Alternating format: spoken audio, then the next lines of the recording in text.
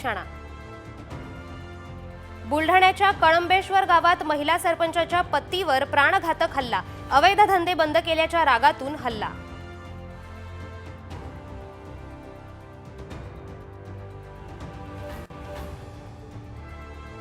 राज्यात पुढील 4 दिवसात थंडीचा जोर वाढणार, तापमानातील चढ उतारामुळे आरोग्याच्या समस्या उद्भवण्याची शक्यता।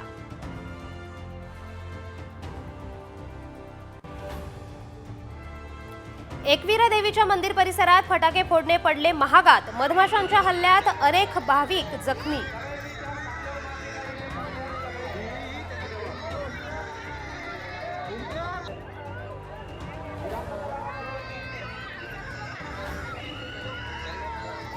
नववर्षात शिर्डी संस्थानचा मोठा निर्णय, सर्वसामान्य भाविकाला थेट आरतीचा मान, साई दरबारी ही पंढरीचा पॅटर्न।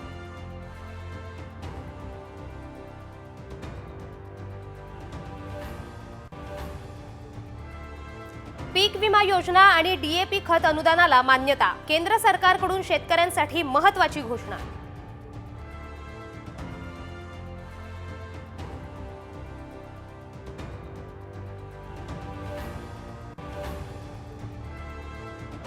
एसटीच्या उत्पन्न वाढीसाठी चालक वाहकांना मिळणार प्रोत्साहन भत्ता, एसटी महामंडळाचा उपक्रम।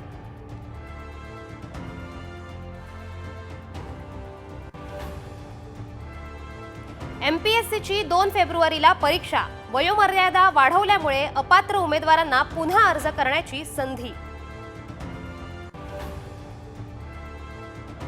कल्याण डोंबिवली शहरांचा पाणीपुरवठा दुरुस्तीच्या कामासाठी आज 18 तास बंद, पाणी जपून वापरण्याचं महापालिकेचं आवाहन।